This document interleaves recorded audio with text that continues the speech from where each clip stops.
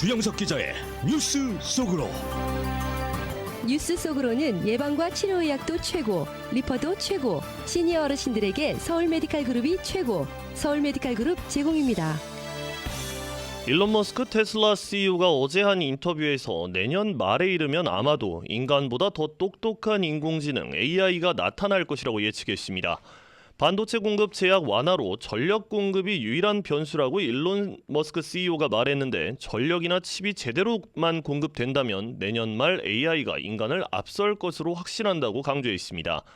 이 월가 황제로 불리는 제이미 다이먼 JP모건 체이스 회장이 AI를 높게 평가하면서 산업혁명 시대를 불러온 증기기관에 비유하며 엄청난 혁신이라고 강조했습니다. AI는 지나가는 유행이 아니라 인간의 삶을 완전히 바꿀 수 있는 최고의 혁신 가운데 하나라며, 암 치료제 개발 등 많은 분야에서 AI 혁신의 수혜를 입을 것이라 확신했습니다. 주영석 기자와 함께합니다. 안녕하십니까? 안녕하십니까? 네, 일론 머스크 테슬라 CEO가 아주 흥미로운 발언을 했죠? 그렇죠. 어제 아주 흥미로운 발언했습니다. 인공지능 AI와 관련한 내용이었는데요.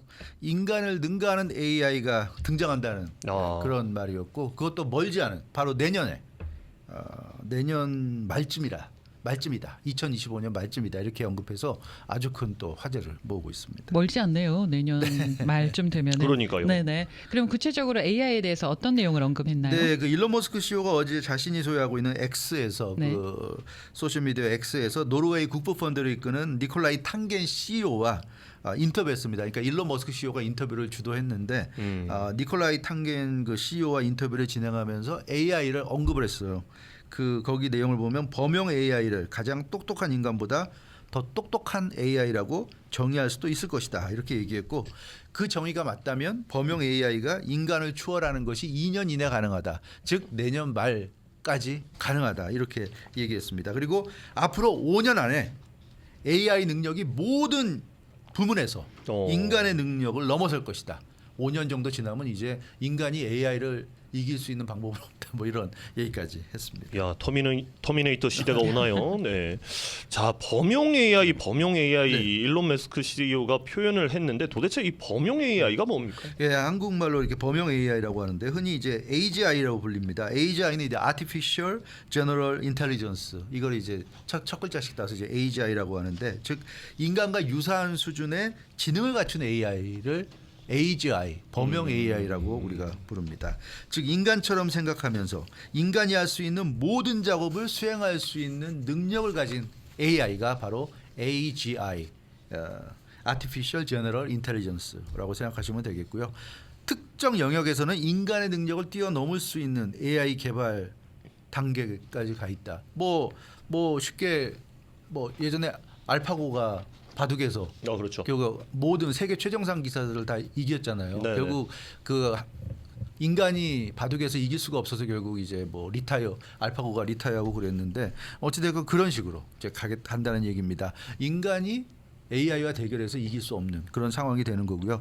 챗GPT와 비교하면 챗GPT는 오픈 AI가 개발했잖아요. 요즘 아주 활성화되고 있는데 챗GPT는 단순 추론 기계이기 때문에 지능은 없는 존재다. 이렇게 지금 평가가 되고 있습니다. 반면에 AGI는, 그러니까 Artificial General Intelligence는 스스로 데이터를 학습하고 인간처럼 활동할 수 있는 현 시대 가장 뛰어난 AI. 그러니까 본인 스스로가 인간이 따로, 그러니까 챗GPT는 인간이 먹여줘야 돼요. 모든 자료를 집어넣어 줘야지. 그렇죠. 그 자료에 따라서 이제 결과물을 내놓는데, 이 AGI는 인간이 먹여주지 않아도, 자료를 주지 않아도 자기가 알아서 습득해가지고 인간처럼 활동할 수 있는 그런 AI라고 생각하시면 되겠습니다. 네, AI가 앞으로 계속 발전해 나갈 거다라는 거는 우리가 상식적으로 네. 생각을 하고 있는데, 인간의 능력을 뛰어넘는 일론 머스크가 말하는 이런 AI로의 발전은 굉장히 이례적이라고 할 수 있지 그 않겠습니까? 발전 자체는 네. 결국 그렇게 갈 텐데, 네. 문제는 이제 당장 내년 말이다. 그러니까요. 그 시기가 굉장히 네. 좀 빠른 것 같아요. 그래서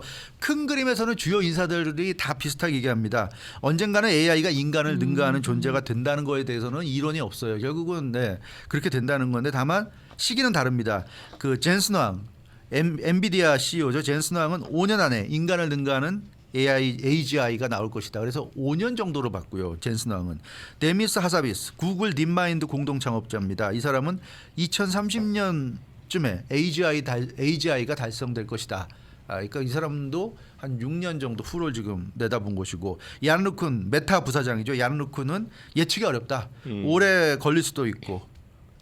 근데 어찌됐건 3, 5년 사이에는 좀 힘들지 않을까. 최소한 3년에서 5년은 지나야 되지 않을까. 뭐 이런 얘기를 메타 부사장은 내놨고요. 빌 게이츠 마이크로소프트 창업자는 10년 안에 인간의 뇌를 능가하는 슈퍼 AI가 나올 것이다.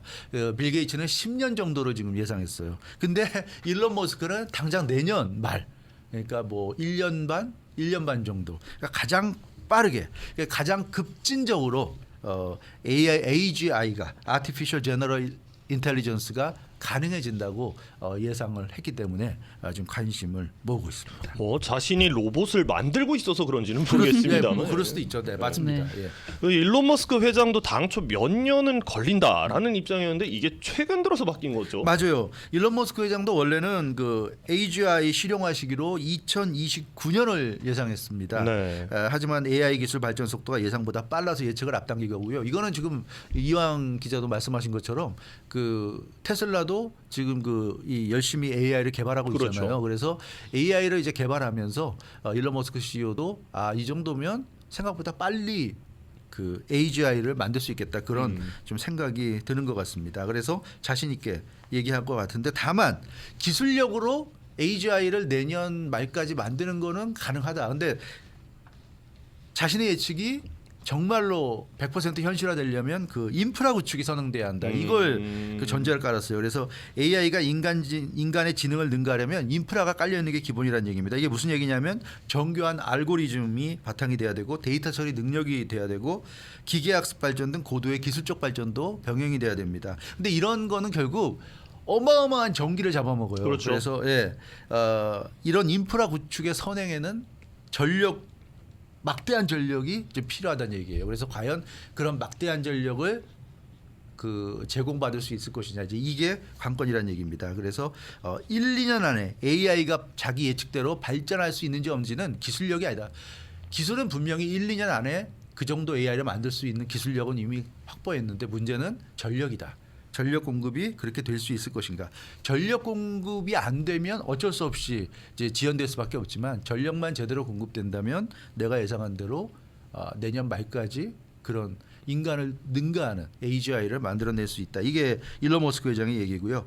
전력과 하드웨어 공급이 점점 더 강력해지고 있는 기술 수요를 충족하면 된다 이렇게 얘기하고 있는데 글쎄요. 과연 전력 공급이 원활하다는 이 전제가 맞아 떨어진다면 내년 말이면 이제 우리가 감당할 수 없는 AI가 나타날 수 있는 건지 쉽게 얘기하면은 로봇을 움직이려면 전기가 필요하다. 네, 그렇죠. 지금 네, 그렇습니다. 그러니까 이게 이제 만약에 로봇이 그러니까 우리 인간의 뜻에 어긋나게 되면 반대로 얘기하면 이제 전기를 우리가 끄는 뭐 이런 쪽으로 이제 대응을 해야 된다는 뭐 그런 또 맞네요. 생각을 해볼 수도 있을 것 같습니다.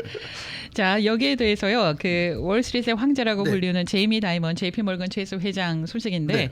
AI 발전을 매우 중요한 의미가 있다 네. 이런 평가를 했단 말입니다. 그렇습니다. 제이미 다이먼 회장도 어제 아주 또 굉장히 의미 있는 발언을 했어요. 어제 JP 모건 체이스의 연례 주주 서한에서 AI 이슈를 언급했는데 여러 가지 이슈 얘기했지만 가장 첫 번째로 탑으로 언급한 게 AI였습니다. 그만큼 제이미 다이먼 회장도 AI가 중요하다고 생각한 거죠. 월가의 황제도 역시 요즘 가장 중요한 건 AI다 이렇게 생각을 하는 것 같습니다. 그래서 첫 번째 항목에서 AI를 꼽으면서 최고의 혁신이다.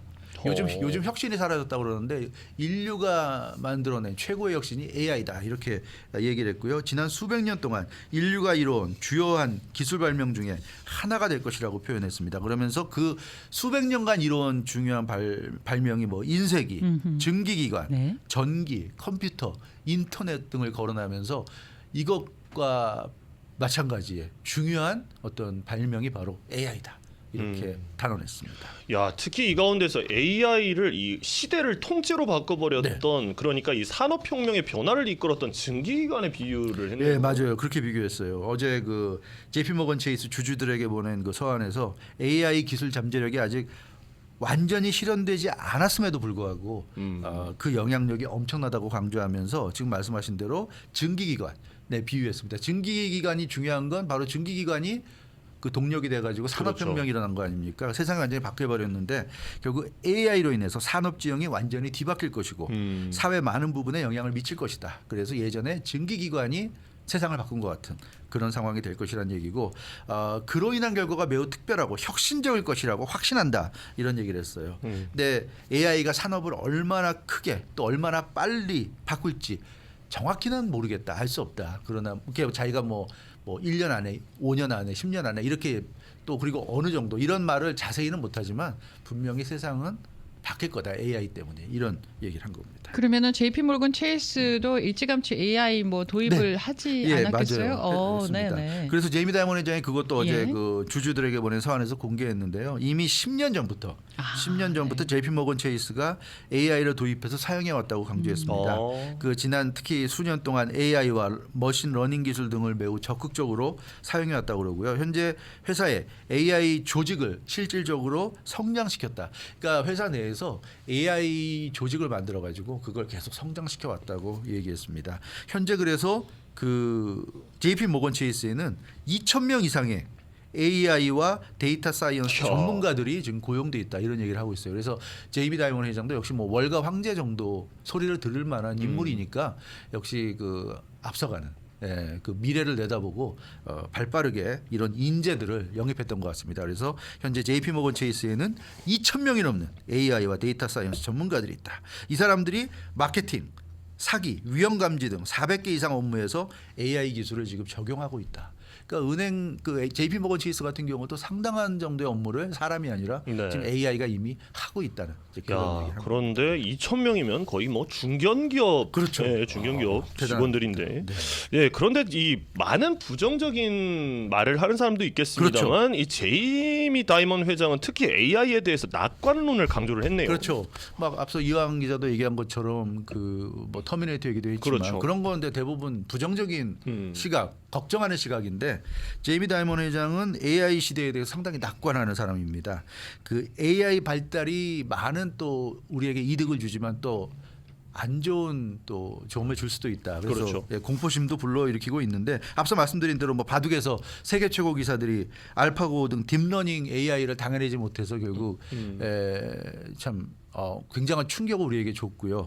그래서 이제 그 알파고 같은 경우는 이제 의미가 없기 때문에 인간들과 싸워서 백전백승이니까 결국 바둑계에서 리타이어하는 그런 이제 모습까지 우리가 봤는데 그건 그냥 뭐 경기니까 그나마 뭐 지더라도 큰 건 아니지만 이 경기가 아니라 일상생활에서 우리가 AI가 인간의 머리 위에서 인간을 바라보게 될 때 과연 어떤 일이 벌어질까 그런 부분을 걱정하는 사람들이 참 많은데 제이미 다이먼 회장은 너무 그건 기후에 불과하다.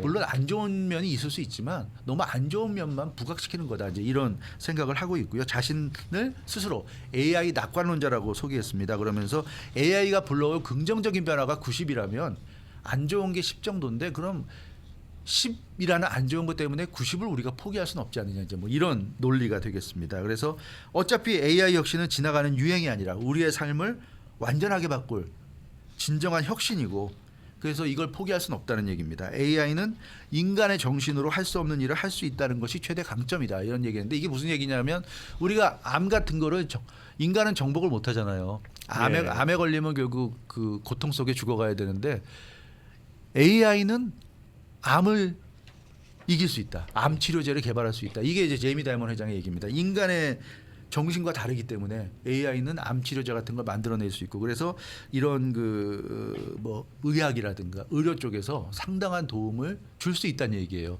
인간이 하기 어려운 수술이나 시술 같은 것도 AI는 해낼 수 있다. 뭐 이제 그런 얘기가 되겠습니다. 그래서 일부 우려스러운 점이 있는 건 사실이지만 그런 점을 잘 컨트롤하고 관리한다면 뭐 크게 문제될 건 없을 것이고 우리가 AI로 인해서 얻을 수 있는 여러 가지 혜택을 누리면서 살아야 된다. 이제 이런 얘기를 제이미 다이먼 회장이 했는데요. 어찌됐건 우리가 어떻게 생각하건 AI 시대는 거부할 수 없는 그렇죠. 시대적인 대세인 것 같기 때문에 우리는 여기에 맞춰서 살아야 될 수밖에 없다는 생각을 좀 해보게 좀 두렵기도 한데 뭐 여튼 콘센트를 뽑아서 로봇 그리고 AI를 컨트롤할 수 있을지 아니면 터미네이터 시대가 올지 지켜봐야 되겠습니다. 네, 감사합니다. 네, 주영석 기자였습니다. 뉴스 속으로는 예방과 치료의학도 최고, 리퍼도 최고, 서울 메디칼 그룹 제공이었습니다. 박현경 기자의 인사이드 아메리카. 네, 캘리포니아주에서는 오는 7월부터 숨겨진 수수료, 이른바 정크피를 막기 위한 새로운 법이 시행됩니다. 그렇다면 지난주 전해드린 이 LA 다운타운 유명 식당의 보안 요금은 사라지게 되는 걸까요? 어제 개기일식을 관찰한 이후 눈통증을 호소하는 사람들이 급증했습니다. 이에 대해 전문가들은 어떤 소견을 내놓고 있는지 알아봅니다. 박형경 기자.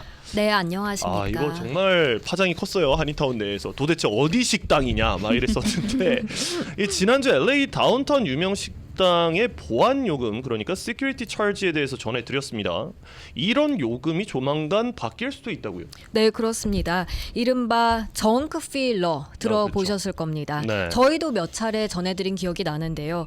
한마디로 숨은 수수료를 금지하자는 내용이 골자입니다.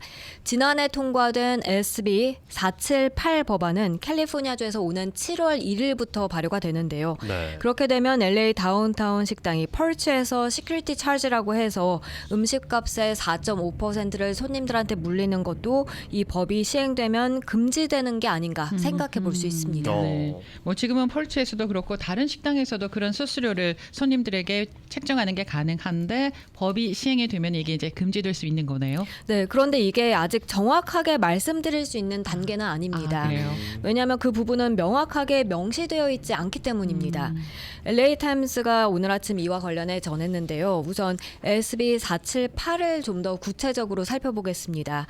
캘리포니아주 내 활성화된 비즈니스 어느 곳에나 적용된다고 적혀 있고요. 의무적인 수수료나 비용을 모두 포함하지 않은 상품 또는 서비스에 대한 가격을 광고, 명시 또는 제공하는 행위는 불공정이나 기만적인 관행을 금지하는 캘리포니아주 규정을 위반하는 것이다 라고 적혀 있습니다. 이런 가운데 이 법이 식당들에도 적용되는지에 관해서는 논쟁의 여지가 있습니다. 아니 그러면 이거는 캘리포니아주 검찰에서 어떤 입장인지 알아보면 되는 건 아닙니까? 그렇지만 이게 심지어 라폰타 그 캘리포니아주 검찰총장 사무실 안에서조차도 의견이 모아지지 않고 있는 듯합니다. 라폰타 캘리포니아주 검찰총장도 사실 이 법안 지지자 중 한 명이었는데요. 네. 그런데 식당들이 단순히 메뉴와 광고에 수수료를 공개하면 되는 것인지 아니면 음식과 음료 가격에 그 수수료를 합산해야 하는지 여부가 이슈가 되고 있습니다. 지난해 빌 다드 캘리포니아주 상원의원과 함께 이 법안을 발의한 낸시 스키너 주 상원의원 대변인은 이터 샌프란시스코에 이렇게 밝혔습니다. 법안은 식당들이 만약 메뉴에다가 그 수수료를 공개만 한다면 그 서비스 수수료를 허용한다라고요. 그리고 네. 검찰총장 관계자들도 샌프란시스코 크로니컬에 비슷한 입장을 나타냈습니다. 이 법안은 수수료를 없애는 게 아니라 단지 공개토록 요구할 뿐이다라고 말이죠. 네. 하지만 검찰총장 사무실은 이터 샌프란시스코 또 LA 타임스에 다른 입장을 전했습니다. 수수료를 공개하는 것만으로는 충분하지 않고 메뉴 가격에 다 포함시켜야 한다고 한 겁니다.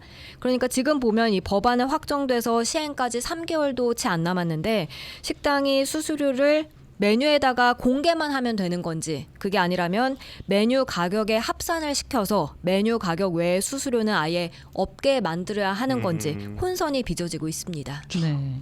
그러면 캘리포니아주에 있는 식당들의 입장은 어떻습니까?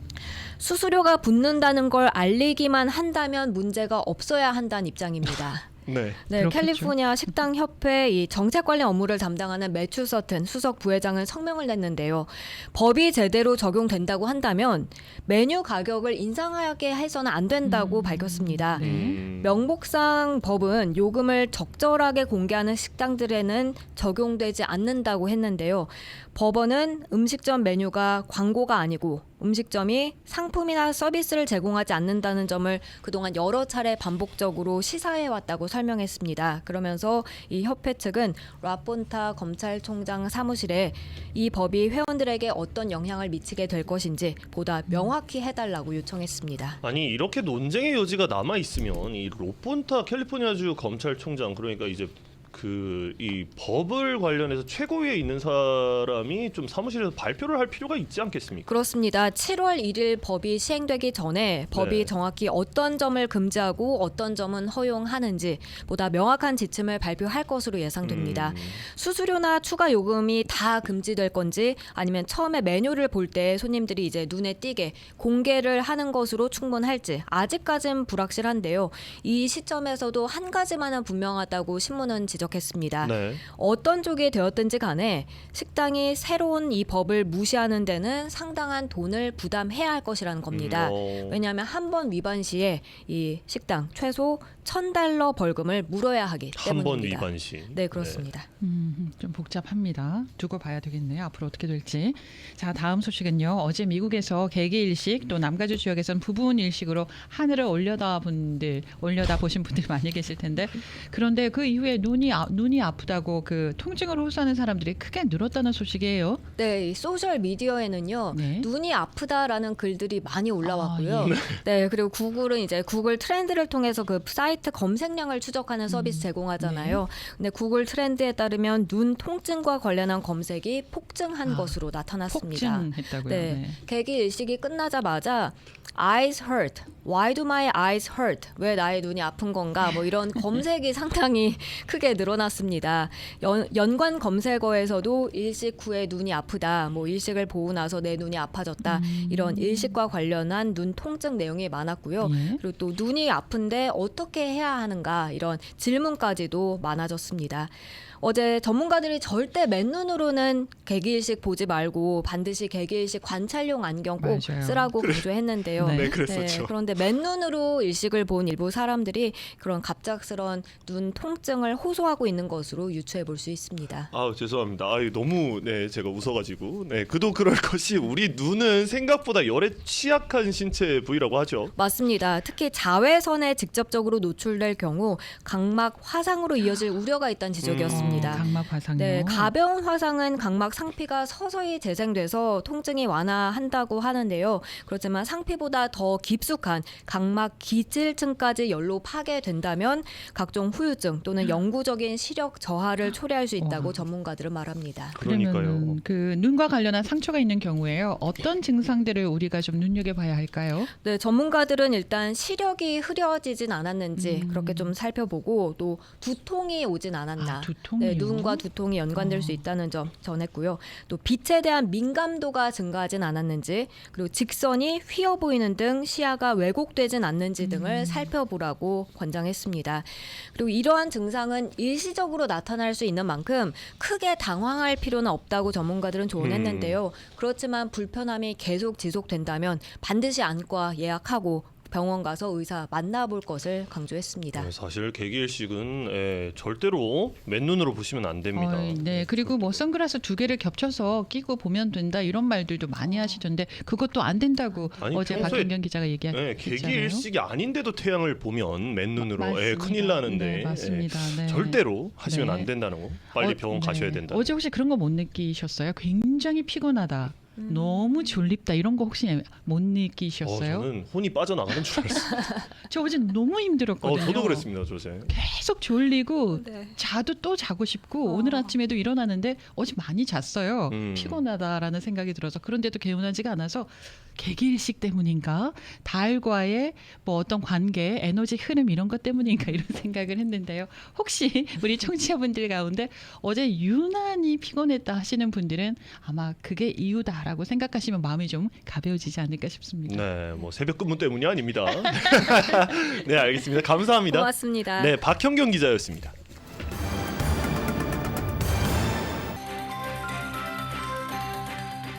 데일리 브리핑. 네, 오늘 데일리 브리핑은 임춘택 회계법인 임춘택 대표와 함께합니다. 대표님 안녕하십니까? 안녕하세요, 기자님. 네, 네.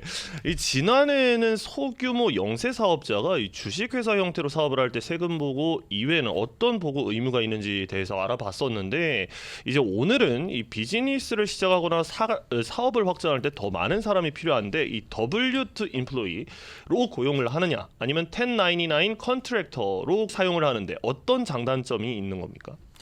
이제 학교를 졸업하면은 한 20대가 되지 않습니까? 그렇죠. 20대가 되면은 물론 아버지의 영향을 받아가지고 자영업을 할 수 있는 사람도 있지만 오늘 그걸 가지고 이야기하는 게 아니라 내 노동력을 팔아서 판다는 문제가 조금 그렇습니다만 내 노동력의 대가로 급여를 받는다 그럴 때 어떠한 형태의 직업을 선택하느냐 하는 것들이 굉장히 큰 이슈가 되죠. 그렇죠. 그래서 W2라는 것은 IRS가 만든 폼인데 월급을 다 1년 내내 받지 않습니까? 근데 1년 내 받으면 막 30장 되잖아요. 네. 월급 그 명세서가. 명세서가. 그러죠. 그것을 일목요연하게 토탈 당신이 얼마 벌었다.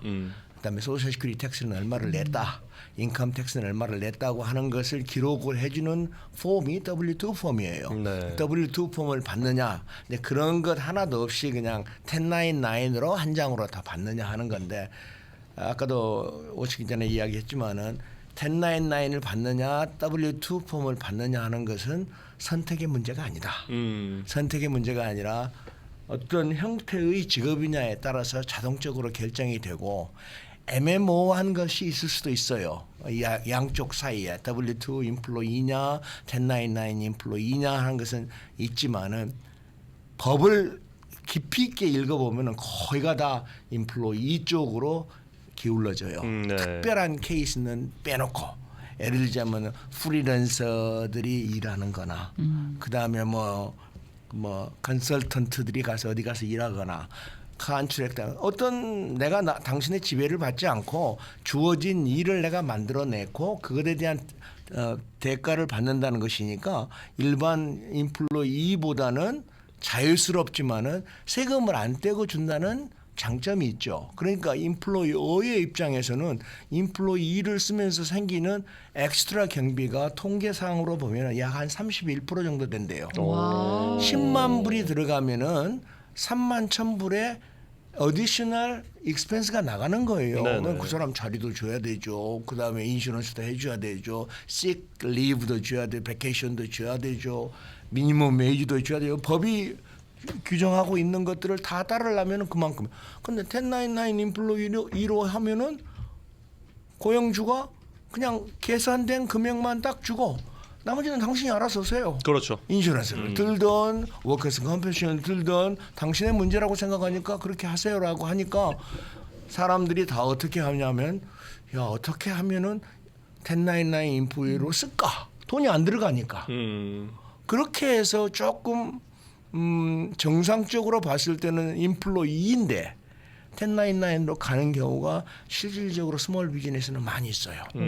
대기업들은 한번 문제가 생기면은 굉장히 그 페널티가 심하니까 그렇죠. 네.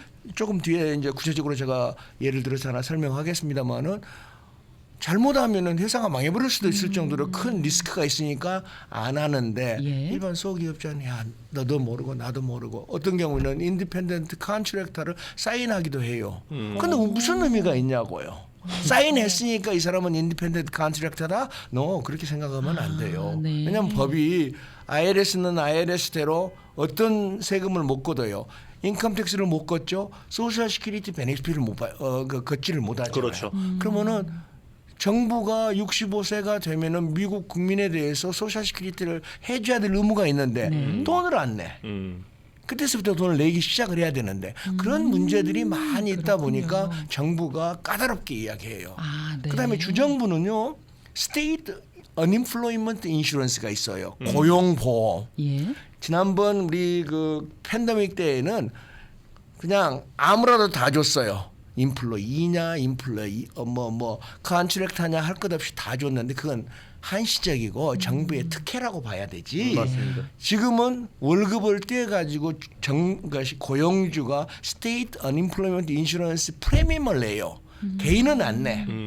그 사람들이 내면 그것이 항아리에 모여져 가지고 나가는 사람들이 거기에 의해서 이제 레이오프 당한 사람들이 그 펀드를 가지고 3개월이나 6개월 동안 견뎌내고 그리고 세컨드 잡을 빨리 잡아라 쿠션을 주는 거거든요. 그런 것에 대한 자금원이 없어져 버리잖아. 1099에는 그런 돈을 못 받으니까. 그래서 정부는 까다롭게 해요. 아, 네. 그래서 모든 걸 읽어보면은요 대부분이 다 아마 뭐 레디오그래도 마찬가지 이슈가 있을 겁니다. 네네. 예. 네, 사실 뭐 아무래도, 네. 이거 인디펜던트 좀 부가 설명을 드리자면 이게 지금 좀 그 코로나19 때도 이게 좀 이 W2랑 1099 때문에 이제 헷갈리시는 분들이 많았는데 이제 좀 한국말로 아까 뭐 영어로 말씀을 하셨지만 인디펜던트 그러니까 독립계약자 지금 그렇죠. 말씀하시고 계시는 겁니다. 네. 네네. 만약에 고용주들은 아무래도 그 W2를 발행하는 직원을 고용하는 것보다는 1099을 받는 직원으로 분류하는 거가 더 돈을 좀 줄일 수가 아까 있으니까 얘기했잖아요. 30% 이제 정도. 네네. 얼마나 그 유혹을 받겠습니까? 유혹을 많죠. 받는데 이거는 고용주가 선택할 사항이 아니고 음. 제대로 법적으로 따져서 해야 되는 부분이지 그렇죠. 않습니까? 그렇죠. 네. 근데 네. 법을 따르지만은 네. 내 주머니에 돈이 없어. 예를 들자면은 네. 오늘 내가 모든 조건을 다 맞춰가지고 페이롤 텍스도 내고 뭐 인슈런스도 들어오고 다 해줘야 되는데 예. 하루하루 먹고 살기가 어려운 사람들도 있어요. 그러죠. 비즈니스를 하시면 취재 해보시면 다 아시잖아요. 네네. 그런 사람들한테 법적인 도리만 이야기할 수가 있냐고요. 법이 이렇으니까 하십시오. 네. 근데 실질적으로 나 돈이 없어서 못했어요. 그냥 그래도 월급이라도 주니까 그 사람이 제가 나와서 일을 하지 않습니까라고 하는 고용주들이 상당히 많이 있죠. 그런 경우는 어떻게 도움을 받을 수 있을까요? 도움을 받을 수는 없잖아요. 방법이 없죠. 없죠. 방법이 없죠. 네. 만약에 이 규정을 어기게 되면 뭐 민사상, 형사상으로 불이익을 받게 되는 거죠. 굉장한 불이익이 많아요. 굉장한 뭐 소셜 시큐리티 텍스 안 냈지. 그다음 스테이트 언임플로이먼트 텍스도 안 냈지. 스테이트 디사빌리티 인슈런스도 안 냈지. 뭐 안 낸 것이 한두 가지가 아니죠. 그렇게 된다면 아까 이야기해서 적어도 회사가 고용주 한 사람을 써서 발생하는 비용이 페이롤에 관련된 것만 10에서 15% 정도 세금이 들어가요. 플러스 거기에다가 인슈런스를 들어주고 뭘 들어주고 싱리브를 들어주고 베케이션을 들어주고 뭐 이렇게 하면은 비용들이 만만치 않게 아까 제가 최초에 이야기했지만 31%의 어디셔널 코스트가 들어가니까 아 이거 뭐 사람은 쓰고는 싶고 근데 또 상대방이 아 나는 지금 뭐 다른 거 필요 없습니다. 그냥 나는 월급만 많이 주면 좋아요. 뛰지 말고 많이 주면 좋습니다라고 하시는 분들도 있으니까 인플로이어와 1099 인플로이가 타협을 좀 하죠. 근데 그걸 뭐라고 할 방법이 스몰 비즈니스인 경우에는 사실 그래서 그 애매한 갈등이 가장 크게 부각됐었던 데가 우버였죠. 우버도 그렇죠. 우버가 이제 1099으로 고용을 했었는데 아니다. 우리는 베네핏을 달라라고 해서 지금 이제 소송전이 붙었던 거고요. 예. 그래서 더 법 규정이 까다로워지게 된 거 아닙니까? 아, 그럼요. 그걸 계기로 해서. 왜냐하면 주정부는 돈 어디서 받아요? 네. 어디서 하늘에서 떨어진 거 아니지 않습니까? 그래서 한 가지 여쭤보고 싶은 게 그 페덱스 딜리버리 트럭 드라이버가 회사를 상대로 소송을 낸 건이 있더라고요. 이거 좀 정리해 주시면 좋겠습니다. 어떻게 됐는지. 이게 자 페드엑스가 네. 그것도 어마어마한 드라이버들 예. 그리고 이 사람들을 1099로 분류하면 회사가 얼마만큼 많이 세이브를 합니까? 그럼요. 네. 그러니까 조건을 붙여요. 야 너희들 페드엑스 가운을 네가 사. 그다음에 페드엑스의 차를 네가 사. 내가 지원해 줄 테니까. 예. 그리고 너고 나하고는 인디펜던트 컨트랙터야. 예.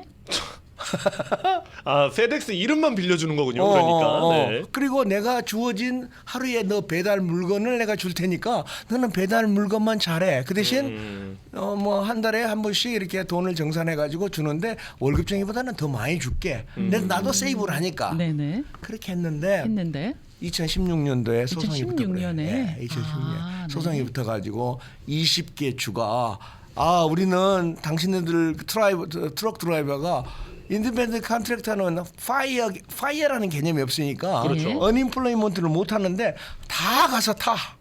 어허. 나는 페드엑스에서 일했는데 월급 띄고 다 받았다. 근데 나 그것이 언임플로이먼트 수당 달라. 아 실업수당을 받은 겁니까? 그러면은 그 실업수당을 주는 정부는 예. 들어보니까 기구거든요. 일단 지급해버려요. 그리고 난 다음에 돈이 엄청나게 손해가 나니까 소송을 한 거예요. 그럴 수도 있잖아요. 그렇죠. 그럴 수도 있잖아. 어마어마하게 돈이 나가니까 각 주가 연합해가지고 소송전을 벌려가지고 2016년도에 약 한 2억 4천만 불을 페덱스가 물어줬어요. 2016년도에는요. 이게 그 자영업자냐 아니냐 분류가 좀 애매했던 그런 시기라고 저는 생각을 아니야, 하는데 다 있는데 그럼에도 불구하고 그 사람들이 네. 편리한 쪽으로 생각을 하면은 네. 그 나쁜 쪽은 다 기억을 안 하려 그래요. 그렇군요. 아, 이런 제도가 최근에 생긴 게 아니고 그 아니에요. 전서부터 있었네요. 오래 전에. 근데 그랬군요. 미국 정부가 돈이 있고 네. 여유가 있을 때에는 네. 이런 규정을 좀 심하게 적용하지 않지만 돈은 없고 네. 한 번 이렇게 걸리면 2억 4천만 불을 걷어들이니까. 예. 근데 이게 종업원으로 뭐 100명, 200명, 300명 쓰는 것을 전부 다 1099 인프로 아닌데 기걸로 쓴다면요. 네. 금액이 어마어마하게 나와버리죠. 거기다가 그렇죠. 페널티, 인트레스트까지 다 따지면은 회사가 감당하지 못할 때가 있어요. 그러니까 처음부터 조금만 했을 때부터 그냥 인플로이는 인플로이 이대로 W2몰을 발행해주고 이렇게 자율적으로 나가는 것이 네. 필요합니다. 이게 그러니까 페덱스 정도니까 이거 2억 4천만 달러 감당해낸 거지 뭐 300에서 400명 정도 되는 직원 들고 계시거나 아니면 중견 기업까지도 이런 거 한번 걸리면 그냥 문 회사 닫아야 문 돼요. 문을 닫아야죠. 닫아야 된다는 문제가 그럼요. 생겨버려요. 네. 그러니까 법을 잘 지킵시다. 자, 이 한국에서는 노동자를 정규직이나 비정규직으로 분류해서 사회적 큰 이슈가 됐었는데 되고도 있고 지금 미국에는 이런 제도 없습니까? 미국은요 제도라기보다는 내가 회사를 들어가는데 어떤 계약을 씁니까? 썼어요? 사인했 너무 오래돼. W4 폼이라는 걸 사인해요. 그렇군요. 예, 맞네요. I9 폼이라는 걸 사인해요. 아, 나는 네. 합법적인 근로자다. 맞아요, 맞아요. 그다음에 네. W4 폼은 나는 이름이 누구고 나는 결혼했고 맞아요. 디펜던트가 몇이다. 네네. 그게 무슨 계약서입니까? 계약서는 아니네요. 아니에요. 보니까. 네네. 그 말은 뭔 말이냐면 보통 특별한 사람은 계약서가 필요해요. 중요한 인물인데 한 두어 달 하다가 나가버릴까 봐. 당신하고 나하고는 계약을 하자. 네. 그래서 1년, 2년 묶어놓은 경우가 있어요. 예. 근데 일반인들은 오늘 와가지고 내일 나가버리는 직원도 있는데 네가 그렇게 나가면 나도 마음대로 잘할 수 있는 권한을 줘야 되지 않냐. 그렇죠. 그래서 미국에서는 employment at will이라고 하는 제도예요. 그래서 나가는 것도 네 마음대로고 그다음에 내가 자르는 것도 내 마음대로 한다는 제도가 발생이 됐어요. 그런데 한국은 저희들이 있을 때만 해도 종신 직장이라 그렇게 불렀어요. 그랬었죠. 예, 네. 한 번 직장 되면은 영원히 안 잘리고 다닌다. 그러다 보니까 어떤 문제가 생겨요. 이게 IMF 사건이 딱 터졌어. 해외에 뭐 헤지 펀드들이 들어와 가지고 와서 보니까 아주 불필요한 사람이 월급을 많이 받고 있는 사람들이 너무 많아. 사실 나태해진다 그래요. 나태해지고 월급은 많고 생산성은 없고 그때 도입한 것이 이제 비정규직이라는 타이틀로 바뀌었어요. 그때 도입된 거군요. 그러니까 주로 일본에서 시작을 해가지고 예. IMF 사건 때부터 시작해가지고 그렇게 나왔는데 한국은 정규직으로 해놓으면은 모든 자체 뭐 수당을 주는 것뿐만이 아니라 함부로 자를 수가 없잖아요. 우리 회사는 지금 굉장히 위태위태한데 못 잘라. 그러다 보니까 IMF 때 이후에는 대기업들이 전부가 다 그 컨트랙트를 비정규직으로 뽑을 수밖에 없었잖아요. 왜 그 현대자동차가 기아 그것이 아틀란타로 오겠어요? 삼성이 왜 네. 텍사스로 가서 공장을 짓겠어요? 한국에서는 정규직을 많이 쓰게 되면은 또 삼성이나 현대가 정규직을 안 뽑으면 안 되지 않습니까? 예. 뽑기 시작하면은 한번 공장이 스트라이크를 해버리면은 공장 전체가 마비가 돼버리면 네네. 문제가 생겨버릴 수도 네. 있잖아요. 그런 비정규직은 미국에서는 그런 제도가 없는 아까 거고요. 이야기했잖아요. 네. 뭐 내가 마음대로 자를 수가 네네. 있다. 뭐 그런 사람들이 있으니까. 네. 자, 세금 보고 시즌이 이제 며칠 남지 않았습니다. 마감일이요. 그런데 W2 직원으로서 일을 했는데 회사가 뭐 팔렸거나 아니면 회사가 문을 닫았거나 아니면 그 사업자하고 연락이 되지 않아서 그 W2 폼을 못 받게 되는 경우가 있더라고요. 네. 이런 경우는 세금 보고할 때 어떻게 하면 야, 좋을까요? 그러니까 이제 그런 분들이 좀 많아요. 곤란한데요. 아니, 곤란한데요. 현실적으로 있을 수 있는 일이죠. 예. 그렇죠. 잘 팔고 나갔는데 회사가 연락이 안 돼. 그다음에 나도 모르게 또 네. 크로스를 해. 그다음에 어떻게 보면 이제 뱅크럽시를 해가지고 갈 경우도 있는데 나는 텍스 보고를 해야 될 건데 그러니까요. 그런 게 답답하는 게 뭐 나는 세금을 다 떼놨는데 예. 그랬을 때에는 마지막 페이 체크에 보면은 대부분 요즘 같은 경우에는 당신이 이번 페이 체크는 얼마다. 아. 그리고 누계로 되어 있는 페이 체크가 얼마다라고 하는 페이 체크에 다 들어 있어요. 웬만큼 크면은 뭐 한두 명 있는 데는 또 그런 것까지 안 써준 데도 있지만은 보통 10명 정도 있으면은 그 내용들이 다 나와요. 그러면은 연방 정부의 4852라고 하는 폼에다가 예. 작성을 해서 나 이러이러한 이유로 못 받았다. 근데 그 사람 회사 이름은 뭐고 예. 페더럴 아이덴티피케이션 넘버도 모른다. 뭐 주소는 요건데 지금은 뉴 주소인데 옛날 주소는 잘 모르겠다. 그 사람 알 수 있는 모든 정보를 써주고 아하. 토탈 내가 한 5만 불 벌었다. 세금은 이러이러한 정도로 냈을 것이다. 라고 추산을 해가지고 아. 해주면 나한테 나는 그걸 가지고 세금 보고를 할 수 있어요. 아, 네. 그러니까 그 제가 저는 W 뭐 이런 거다 보니까 별로 신경을 안 썼었는데 그 페이롤 뒤에 보면 서머라이즈 돼 있는 거 그거 지금 말씀하시는 그럼요. 건가요? 그거 다 나와요. 아 그렇군요. 나는 뭐 돈만 보죠. 앞에 얼마 네네, 금액이 얼마 들어왔나 있고. 그것만 보시는 거지. 월급이 올랐나 내렸나. 내렸나 오늘 이번에는 좀 혹시 뭐 오버타임이 제대로 나왔나. 나왔나. 숫자가 틀려진 건 없나? 없나. 아 그거만 맨날 보다가 네, 아 그렇죠. 뒤에 붙어 있는 아, 그거. 그게 예. year to date라는 게 있어요. 네. 예. 아하, 네, 알겠습니다. 네 알겠습니다. 네 대표님 오늘 좋은 말씀 감사합니다. 예, 감사합니다. 네 임춘택 회계법인의 임춘택 대표였습니다.